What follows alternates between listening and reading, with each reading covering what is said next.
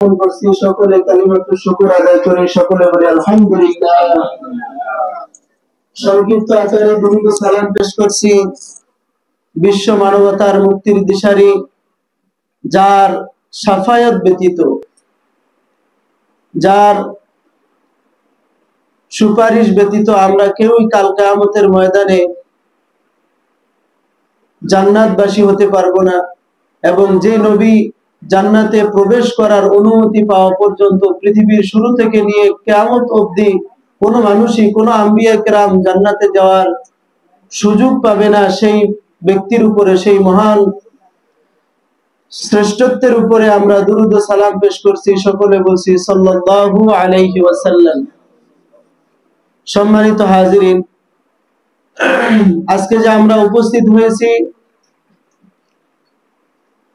আলহাজ দিল মোহাম্মদ নুরানি হাফিজি মাদ্রাসার বাৎসরিক মাহফিলকে সামনে রেখে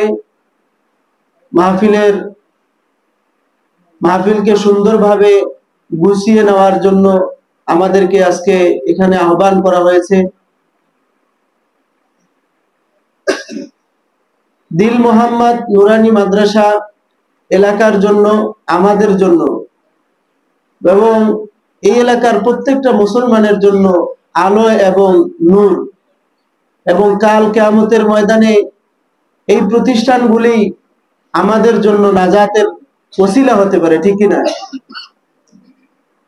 আল্লাহ সুবহানাহু ওয়া তাআলা পৃথিবীতে মানুষ পাঠিয়েছেন কেবলমাত্র শুধুমাত্র তার গোলামি করার জন্য। কোরআনে কারীমের মধ্যে আল্লাহ সুবহানাহু ওয়া তাআলা বলেন, ওয়ামা খালাকতুল জিন্না ওয়াল ইনসা ইল্লা লিয়াবুদুন। আমি মানুষ এবং জিন জাতিকে সৃষ্টি করেছি আমার ইবাদত করার জন্য, আমার গোলামি করার জন্য, ঠিক কি না? আল্লাহ তাআলা আমাদেরকে দুনিয়াতে পাঠান নাই আমার ব্যক্তিগত কোনো কাজ করার জন্য। আল্লাহ তাআলা আমাকে, আপনাকে দুনিয়াতে পাঠান নাই আমার ব্যক্তিগত চরিতার্থ সিদ্ধি করার জন্য, প্রয়োজন পূরণ করার জন্য আল্লাহ তাআলা দুনিয়াতে আমাদেরকে পাঠান নাই। এই পৃথিবীর যত কাজ করি না কেন, এই সমস্ত কাজের ভিতরে কোনো না কোনো উদ্দেশ্য আমাদের আছে, আছে না নাই? আজকে এখানে আসা হয়েছে উদ্দেশ্য ছাড়া না, উদ্দেশ্য নিয়ে। উদ্দেশ্য নিয়ে এই প্রতিষ্ঠান তৈরি করা হয়েছে উদ্দেশ্য ছাড়া না, উদ্দেশ্য নিয়ে।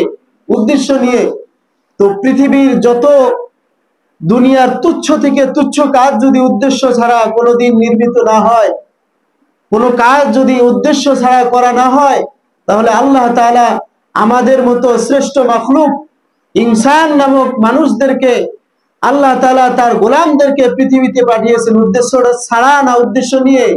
উদ্দেশ্য নিয়ে। উদ্দেশ্যটা কি? আল্লাহ তাআলা কোরআনে কারীমের মধ্যে বলেছেন ইল্লা লিয়াবুদুন, একমাত্র, শুধুমাত্র, কেবলমাত্র ইয়াবুদুন, আমার ইবাদত করার জন্য, আল্লাহ তাআলার ইবাদত করার জন্য।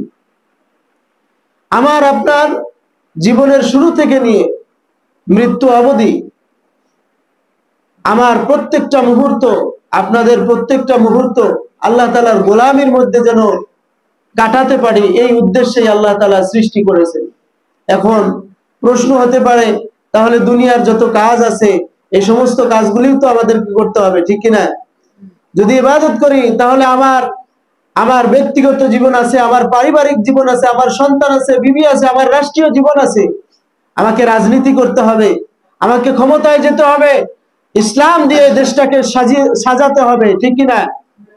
আল্লাহ সুবহানাহু ওয়া তাআলা হাবিব বলেছেন, যদি কোনো ব্যক্তি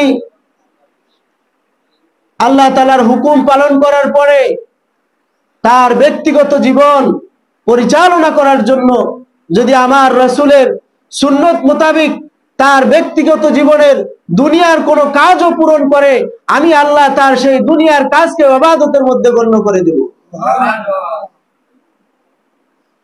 তাহলে শর্ত হলো আল্লাহ তাআলার হুকুম এবং রাসূলের তরিকা থাকতে হবে। রাসূল সাল্লাল্লাহু আলাইহি সাল্লামের সুন্নত অনুযায়ী, রাসূল সাল্লাল্লাহু আলাইহি সাল্লামের তরিকা অনুযায়ী যদি আমার আপনার জিন্দেগীর প্রতিটা মুহূর্ত অতিবাহিত হয়, তাহলে আমাদের সমস্ত দুনিয়াবি কাজ করি না কেন, আমি ব্যাংক ব্যালেন্স দিয়ে চাকরি করি না কেন, আমি খেতে কৃষি কাজ করি না কেন, আমি যে কোনো ব্যবসা বাণিজ্য করি না কেন, সমস্ত কাজ আল্লাহ তাআলা ইবাদতের মধ্যে পরিগণিত করে দিবে। সম্মানিত হাজিরিন, আমরা মুসলমান কমজোর দুর্বল মুসলমান, আমরা সবসময় পারি না আল্লাহ তাআলার ইবাদত করা।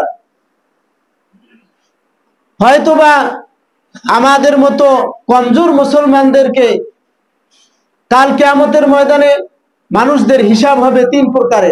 কয় প্রকারে? মানুষদের হিসাব হবে তিন প্রকারে। একটা হলো সহজ হিসাব, একটা হলো কি সহজ হিসাব, আর একটা হলো বিনা হিসাব। এক নম্বরে বিনা হিসাব, দুই নম্বরে সহজ হিসাব, আর একটা হলো হিসাব। কাল কিয়ামতের ময়দানে আল্লাহ তাআলা বান্দাদেরকে উপস্থিত করবেন। উপস্থিত করে আল্লাহ তাআলা বলবেন, তোমাকে দুনিয়ার মধ্যে পাঠিয়েছিলাম, তুমি দুনিয়াতে গিয়ে এই ইবাদত করেছো, কি করেছো না করেছো আমার দেখার বিষয় নাই, আমি তোমাকে বিনা হিসাবে জান্নাত দিয়ে দিলাম। এটা হলো সাহাবায়ে কেরাম, সিদ্দিকিন, শুহাদায়ে কেরামদের ব্যাপারে। আর আল্লাহ তাআলা দ্বিতীয় প্রকারে সহজ হিসাব নেবেন কিভাবে? বান্দাদেরকে উপস্থিত করা হবে। উপস্থিত করে আল্লাহ তাআলা বলবেন, ও আমার বান্দা আব্দুল্লাহ, দুনিয়াতে থাকা অবস্থায় তোমার নেক আমলে এই এই আমল করেছো, এগুলো তোমার নেক আমল, আর তুমি এই এই বদ আমল করেছো, এগুলো তোমার বদ আমল।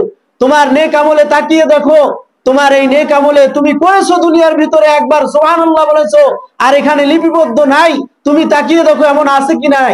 আর তুমি দুনিয়াতে থাকা অবস্থায় গুনাহ করেছো, করো নাই, আর এটা আমার তোমার আমল নামায় লিপিবদ্ধ করেছে আমার ফেরেশতারা, এমন আছে না নাই, তুমি তাকিয়ে দেখো। বান্দা আব্দুল্লাহ তাকিয়ে দেখবে, তার নেক আমলের ফিরিস্তি তার নেক আমলের খাতার মধ্যে দেখবে সমস্ত কিছুই ঠিকঠাক আছে। বদ আমলের খাতার মধ্যে দেখবে সমস্ত কিছুই ঠিকঠাক আছে। নেক আমল বদ আমল ওজন করা হবে, মাপা হবে, কিন্তু নেক আমলের পাল্লা উঠতে থাকবে, বদ আমলের পাল্লা ভারী হয়ে যাবে। আল্লাহ তাআলা তখন বলবে, ও আমার বান্দা, তোমার নেক আমলের পাল্লা উঠতেছে, ওজনে কম হয়েছে, বদ আমলের পাল্লা ভারী হয়েছে, কিন্তু আমার বান্দা আমার বান্দা আব্দুল্লাহ, তোমার একদিনের নেক আমল আলহাজ দিল মোহাম্মদ মাদ্রাসায় তুমি 500 টাকা আমাকে রাজি খুশি করার জন্য দিয়েছিলে, আমি ওই দিনের তোমার 500 টাকার আমলকে কবুল করে ওই উসিলায় সমস্ত গুনাহ মাফ করে তোমাকে জান্নাত দিয়ে দিলাম। এজন্য আল্লাহ রাসূল সাল্লাল্লাহু আলাইহি ওয়াসাল্লাম বলেছেন, আল্লাহর কাছে দোয়া করো, আল্লাহুম্মা হাসিবনি হিসাবান ইয়াসীরা।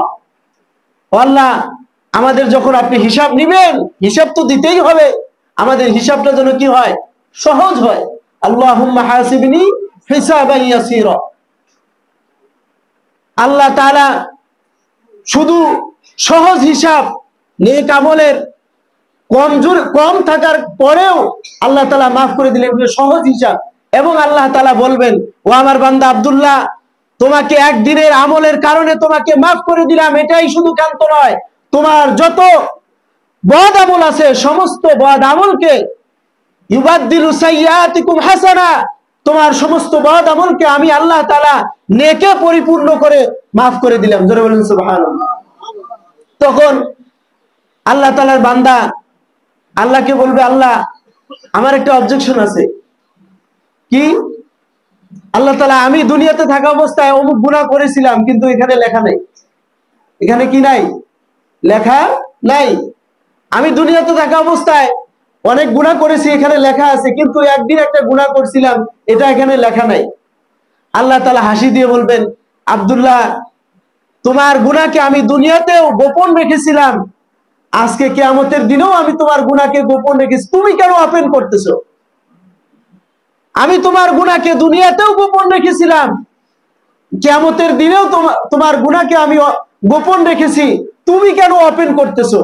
আব্দুল্লাহ বলবে, আল্লাহ, আপনি তো দয়ার সাগর, রহমান এবং রহিম, আপনি যেহেতু আমার বদ আমলকে নেকে পরিপূর্ণ করে দিয়েছেন, এই জন্য আমি আমার গুনাহকে তালাশ করে দেখতেছি আমার কোন গুনাহ এখানে নেই। যেহেতু আমি নেকি পাইতেছি, এজন্য আমার সেই গুনাহ যেন নেকিতে পরিপূর্ণ হয়ে যায়, এই জন্য আমি গুনাহর কথা বলতেছি। জোরে বলেন সুবহানাল্লাহ। আল্লাহ তাআলা একদিনের নেক আমলের কারণে আমাদের গুনাহকে মাফ করে জান্নাতে দিতে পারেন কিনা? এজন্য নেক আমল যদি সুযোগ পাই তাহলে নেক আমল ছাড়া উচিত নয়। যদি সুযোগ পেয়ে যায় কোন রকম ভাবে নেক আমল ছাড়া উচিত নয়। আল্লাহ তাআলা আমাদেরকে নেক আমলের পরিবেশ এবং প্রতিষ্ঠান তৈরি করে দিয়েছেন। আলহাজ দিল মোহাম্মদ সুযোগ সময় হাতে রেখে আমরা সব সময় চেষ্টা করব আমাদের সময় দিয়ে, শ্রম দিয়ে এবং সন্তানদেরকে দিয়ে এই মাদ্রাসার প্রয়োজন পূরণ করে আমরা সুযোগ, এটাকে সুবর্ণ সুযোগ মনে করে আমাদের যেন নাজাতের ওসিলার একটা কারণ হয় আলহাজ দিল মোহাম্মদ, এই উদ্দেশ্যে এই মাদ্রাসার পাশে থাকবো কিনা ইনশাআল্লাহ? আল্লাহ তাআলা আমাদের সকলকে আলহাজ দিল মুহাম্মাদের পাশে সুখে দুঃখে সব সময় সর্বাত্মক সহযোগিতা করার তৌফিক আল্লাহ তাআলা এনায়েত করুন। সকলে বলেন আল্লাহুম্মা আমিন। ওয়া আখিরু দাওয়ানা আনিল হামদুলিল্লাহি রাব্বিল আলামিন। ওয়াসসালামু আলাইকুম ওয়া রাহমাতুল্লাহি ওয়া বারাকাতুহু।